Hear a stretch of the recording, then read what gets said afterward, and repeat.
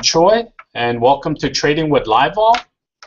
This is where I trade my real Reg T account, and I use LVX to do it. And this is kind of a good way to show people how to use LVX and basically how I use it. So let's actually go to my account.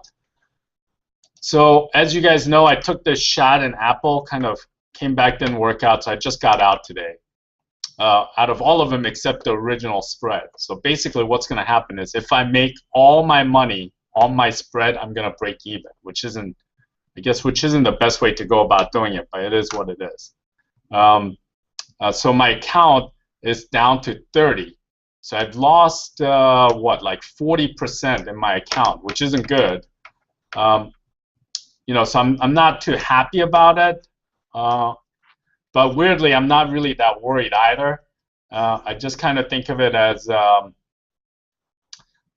kind of paying my dues, right? So I'm learning every day. It's just, am I going to learn fast enough before I run out of money? Is really the thing. So in my summary, since I've had this account, it looks like I'm almost back to even. Because if you look at the cumulative profit right now, it's like 2,000. And I'm down like 3, so basically I'm pretty much down a little since I opened this account. So we'll see what happens. So, you know, I'm gonna have to be a little more careful on what I do. But in the end, you know, I was here before, like in January, so I'll see what happens. Now, for you guys who trade, and I know it's frustrating when you're losing money. Just want to tell you guys to keep your chin up because a lot of the times it's just you have to go through these pain points to become the trader that you want to be. So, you know, I like to congratulate all those folks who are like instantaneously successful trader, but usually for most of us, we have to go through some massive pain. So for me, for my own experience, you know, when I started out, I pretty much borrowed money from everyone I knew, including my parents, all my friends, kind of scrounged up $250,000 to start trading on the floor, and literally, like within 3 months, I lost it all. And then somebody was nice enough to let me borrow another $45,000, and with that money, I made like $7 million. But believe me, like the losing 20,000 now to like where I was when I basically lost everything, and I thought my whole trading career was over. It's not even close, right? But I survived it. So every time you survived one of these hurdles, one of these pain points, you are that much stronger as a trader. So those of you guys who are not doing as well, you know, don't get too upset. Just make sure you keep trying and it'll work out, right? You just have to adjust, learn from your mistakes, and go on. So I want to actually talk about this Masco, and it's kind of like, it's one of those things that's kind of little frustrating, was because I wanted to get out once this was in the black. So like I paid like 40, and I was thinking like, hey, I'll get out of most of them if it goes up a little bit, but I missed it. So I was in some kind of meeting, and it looks like the stock almost hit 23.50 this morning, but I missed it completely, and now I have to just kind of wait it out a little bit. So so I just want to tell you guys, Apple, I'm out. So it kind of sucks, but I still have all these call spreads, right? So, you know, I still have the 510, 530, which was my original trade, and then I have all these other call spreads. We'll see what happens in terms of how it works out in the future. I also did this DFC Global spread. So they're kind of in some controversy because the shareholders aren't really happy with the takeover price of $9.50. So what I did was I bought all these back month options, and I sold the front month options, and I really like this kind of play on these kind of events because you're buying a very, very depressed volatility right here in the back month. See how I bought October's? If they had January's, that would have been even better. But you know they don't have it, so I bought October's, and then I bought these, and I sold the May's. So what happens is if I pay 15 cents for this time spread, so and this deal is supposed to close sometimes in Q3, what's going to happen is I'm going to have the opportunity for this to decay worthless, but these things to come in. So usually I would do this like 1,000 times, but I only did it 40 because that's all I had, right? I think I was willing to risk like 400, 500 bucks. If I click on this today, you see how 5,000 of these were bought on for 50 cents, and then you got little guys selling, right? So, you know, the guy who's buying this 5,000, that makes me feel pretty good because he thinks maybe it might last longer than July, right? You wouldn't buy October 10 calls if you thought this thing was going to be over by July, right? That's kind of what I bet on. Is I always buy the back month and I sell the front month, and I'm just kind of like, I don't know what's going to happen. You know, maybe this controversy is going to last for a while. Maybe they'll compromise and they'll come up with a higher price buyout offer instead of $9.50, maybe a little bit higher. But whatever happens, this way the time is on my side, right? So the only way this thing is going to lose is if whatever reason they have everything resolved and this spread goes to zero. Which I don't think is going to happen quickly. So, you know, we'll see. So if you look at the chart right here, you see how the vol is extremely low because they announced the takeover just a few days ago. And so I'm gonna read. I told you guys I was gonna read more yesterday, but I didn't have time. So I'm gonna maybe read some over the weekend. And if I like it, I'll put on some more. But since my count is down to 30, not really sure how much more I can put on this because these don't always, usually they don't really work out. They might only have, you know, 20% chance of working out, but when they do, like you make a windfall, you know. So I told you like how I had a position in Schlumberger, and when the deal basically got called off, during the 2008 crisis, basically a lot of us down there made a ton. Because the volatility went through the roof and the stock went down. So overall, like this is a pretty good strategy. I wanted to show it to you guys because if you guys see other stocks that's taken over, as soon as it's taken over, buying some like zero volatility and selling some front month, it has usually turned out to be a pretty good trade. And if you do it right after the, you have to do it like almost like right after the announcement almost, because if you don't, usually other people start coming in buying options, whether they're speculating on the upside or they're buying protection, and it usually the volatility goes down and then up. So you see how it went down and then up. So that's usually the case. So it goes down and then up. Some are already like done deal, so they don't move at all. So in Joseph F. Bank, like basically this really doesn't move. Like you can see, like basically they're pretty much set that it's not gonna change, right? But for the other stocks, you have a little more leeway, especially stocks that are taken over under duress, which is what it seems like that happened to DFC. Let me look at VALE. So I think I was trying to sell these 14.5 calls, and now I'm kind of glad I didn't. This looks like it's up, but I guess it's still in the middle of the day. Somebody came in to the spread yesterday, the 15-14 time spread. It's kind of spread I like, but I couldn't get it on for the price I wanted, so I never ended up getting it. Also in GM, I think somebody came yesterday to buy these June 38 calls. Yeah, so they paid 71 cents for this, and I kind of liked it. to buy this one and then try to offset it by maybe selling some, I think it was the earnings month, right? April 38th. So I was trying to work that. I didn't get filled on it, but it might be something I might look into. I'm going to have to roll out of these EEM, emerging market, because these are going to expire in the money most likely, and I'm going to have to just roll out of them to maybe a higher strike.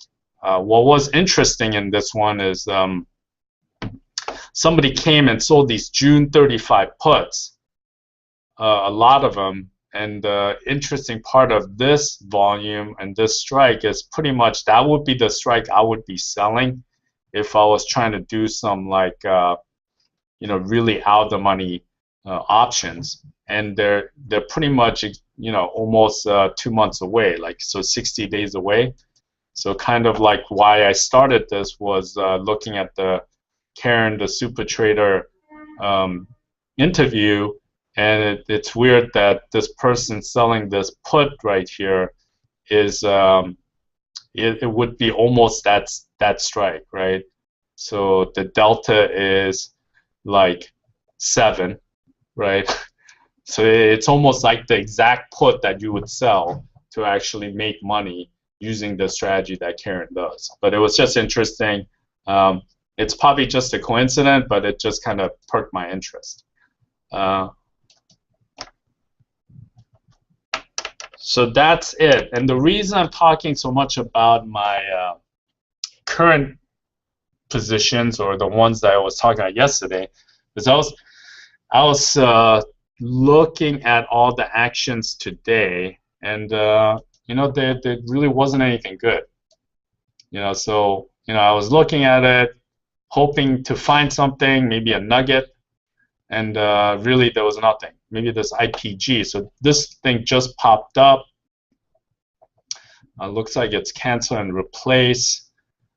June 17 calls.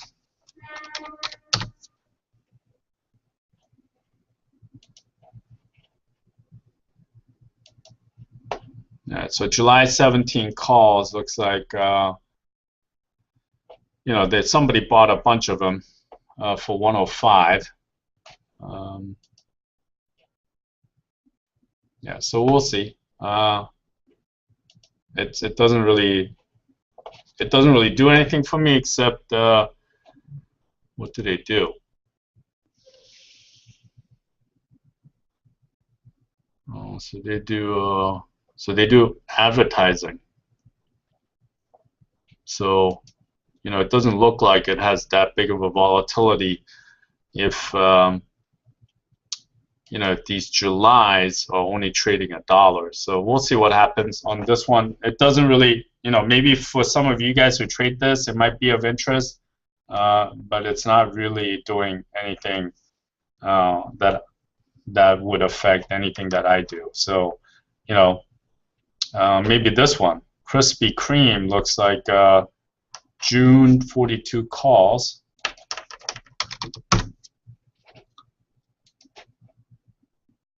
And the thing is, I'm actually going through exactly how I would be doing it if I was alone.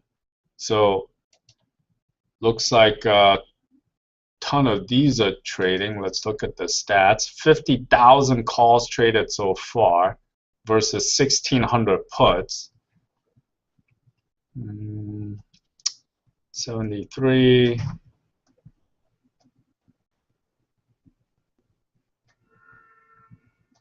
Yeah, so there seems to be a decent amount of buying, but in the end you won't know until probably tomorrow. So like you see all this action on the calls. To me, just looking at this, it's not totally clear. June 42s. Like you see how there's like all these concentrated trading right here. Let's actually go to time and sell. So what I do is I saw that. Let me backtrack just so you guys, because people kind of say, hey, stop clicking and just explain something. So this watch list trades, right? You see this watch list trades that I have. I configured it to 1,000 or more, right? Then I see a stock, that trade that I am interested in, 11,400. It says a buy, right? So maybe it was done with stock, right? Maybe delta neutral or whatever, right? So as soon as I see this, I actually go to Krispy Kreme, right? And now I'm trying to investigate what this is. I also notice that there's all these other strikes that are trading. You see how the open interest is 480 and they just did 11,900. I click on the volume, and then over here will be all the trades that happen on this strike.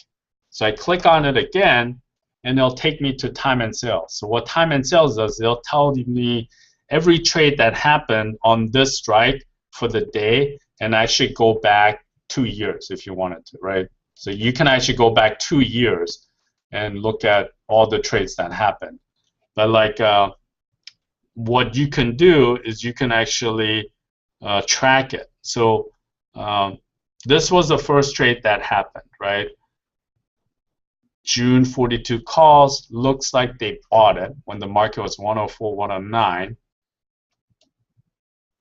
And even though this was a sell, it was just one lot left over that somebody hit, right? And then you just keep going down, and boom, somebody bought 11,400. So anybody, like this guy could have been buying this all along for 109, so they can put up this print for 110, right? So a lot of times what happens is you can't actually print it higher than whatever the market is saying. So if they have a huge amount of trades to do, they'll just go in and they'll just take out the rest of the exchanges on their offer until everyone is at 110, and then they'll do this trade. So if you click on it again, it will take you to time and sales, right?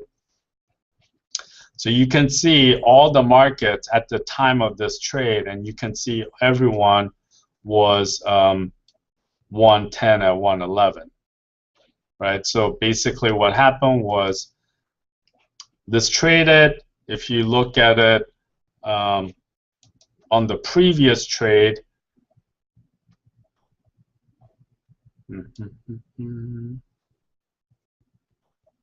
kind of see if I can see 109 somewhere, just to show you guys.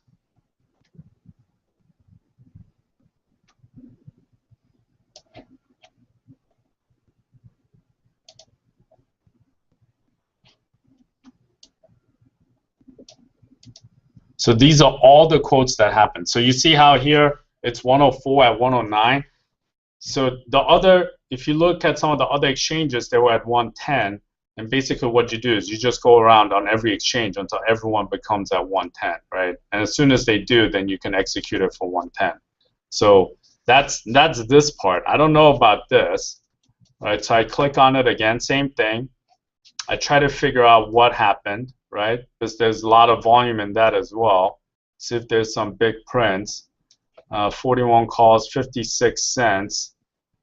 Nothing here that could actually definitively tell me which way the guy was doing. And you can see afterwards it's been mixed, even though, yeah, I mean, it's like mixed. And in fact, you don't even know if there's open interest. You have it's like similar to the open interest, so that could actually be, a lot of it has to do with closing, and you won't know until afterwards. Right, so this one, 64-cent bid at 75, and they did 16,898 for 73, and this most likely was a buy. Not sure for 100%, but you know, from what I can gather, at that spread, it was probably a buy. So there's, whatever the case, there's this massive interest on these calls, and then I can start doing some investigation, right? So I try to check what the vol is. Looks like the stock is down a little bit, and the ones that they're really interested in is sometime in the June time period, and it's the 42, 43. If this open interest goes down, you see how the biggest open interest was the 40 and 41? If this starts going down and the open interest goes up, maybe the guy was rolling it up, right? So, you know, you can you can click on the strike itself, and then you see how this open interest was created on March 6th, right? March 6th and March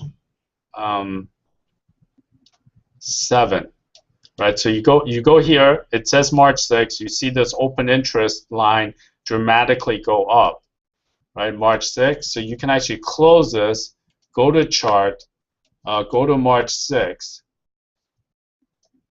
It's this day right here. You see this bar, you click on it, and then it'll give you all the biggest trades. And then you'll see that somebody basically created this open interest, and this actually looks like it was a sell. So maybe this guy does a buy right? So maybe this whole thing is just a big buy on Krispy Kreme.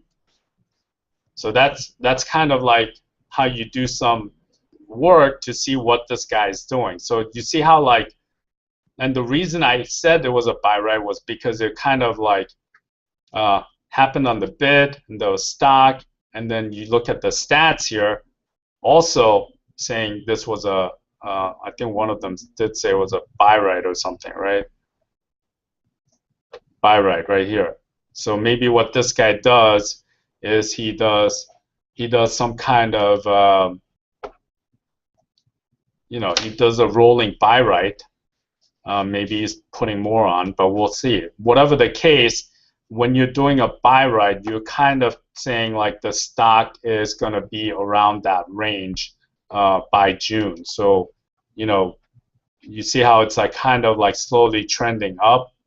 Maybe he's thinking the trending up is gonna follow that trend, and doing a buy on it. The only thing that doesn't seem to actually match with that is that the volatility is going up, which wouldn't happen if he was selling the buy right? So if he sold the calls and bought stock, that would be different. But if this guy's actually buying the calls and selling stock because he thinks this is the upside, it's actually the opposite effect. So just from this order flow, and I know it's a little confusing, you can't make any clear assessment whether this guy is bullish or actually bearish. You just kind of have to follow this, and then follow how the oh, this is actually not Krispy Kreme. This is actually regional banking. Sorry. So this regional banking, you have to follow whether it's gonna actually what happens to it. Now it actually makes more sense to me. So the regional banking, you guys can follow whether the Fed's actions is going to take into effect. So these regional banks are basically they're more sensitive to interest rates. So depending on what happens to the interest rates going forward, I think this kind of bet makes sense to me. So I think for me, so that's kind of how I use it in terms of looking at it and seeing what happens. So I see some of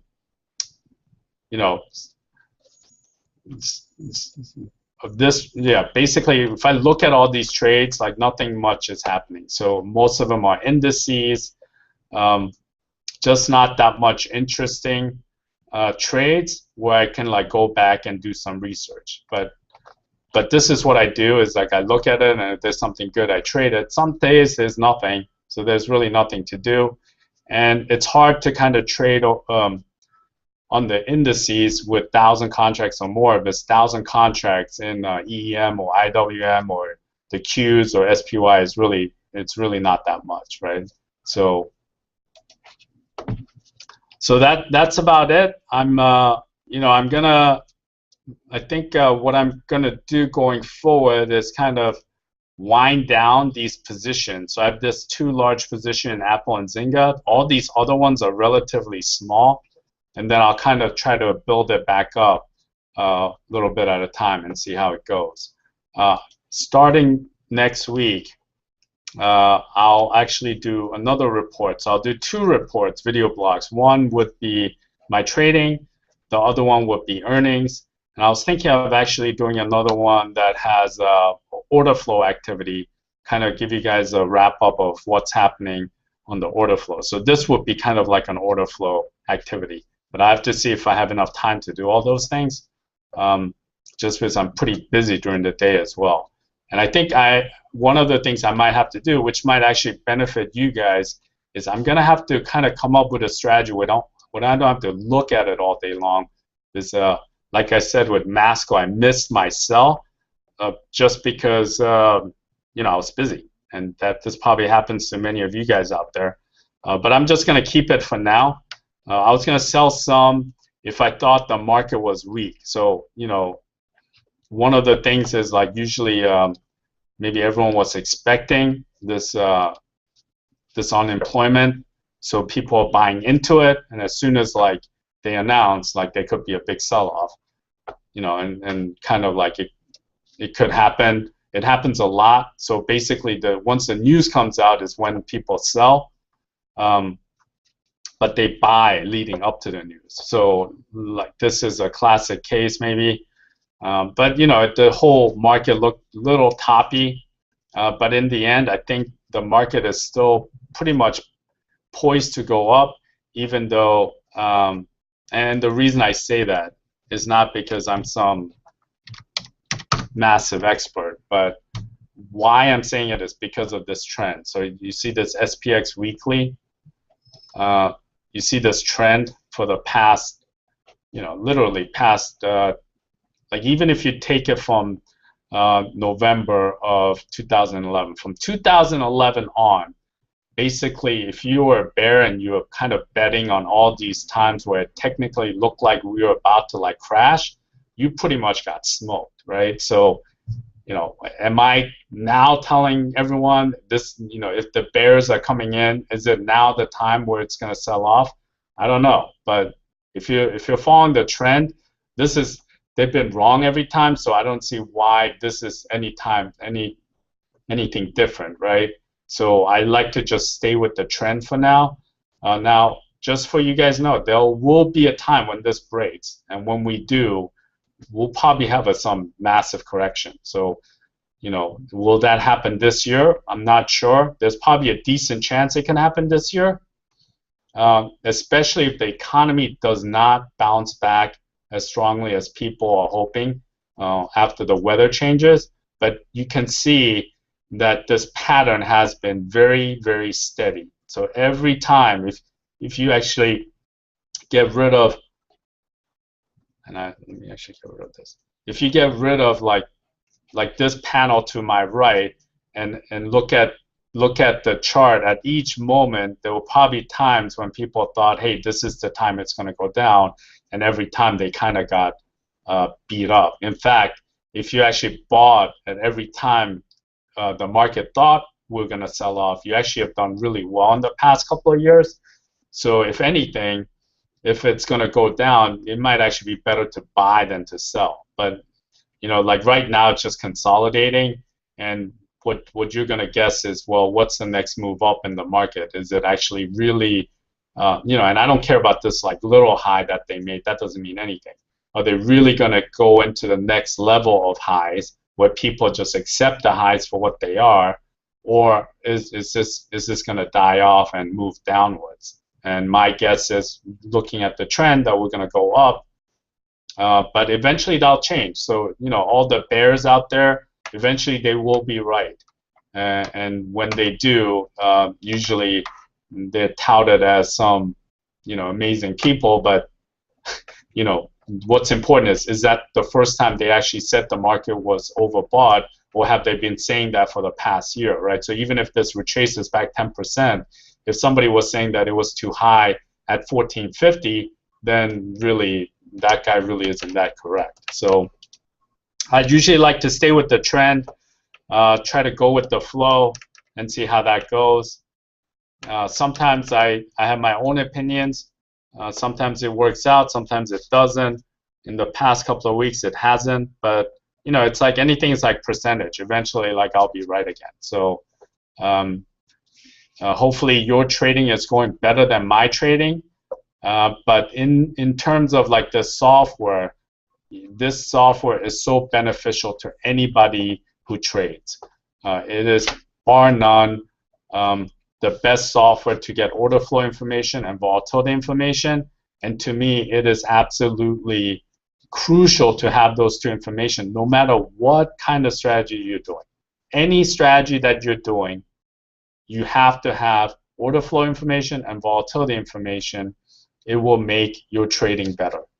So that being said, I'll hope you guys have a good weekend, and I'll talk to you guys on Monday. Take care.